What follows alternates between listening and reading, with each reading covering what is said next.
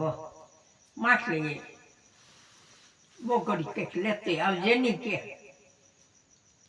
એટલે કે ભલે એટલે પોતે બોગોડું નાનું એવું લઈ અને આવ્યા ગોરાને ત્યાં તો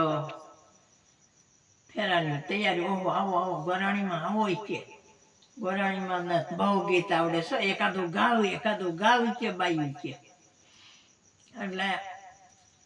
આ કે પણ હું ગાઉં તમે વાહ ગાવો ને એટલે કે હા ગોર બાપા હા જોયું હા હવે ફેરવવાનો ટાઈમ થઈ ગયો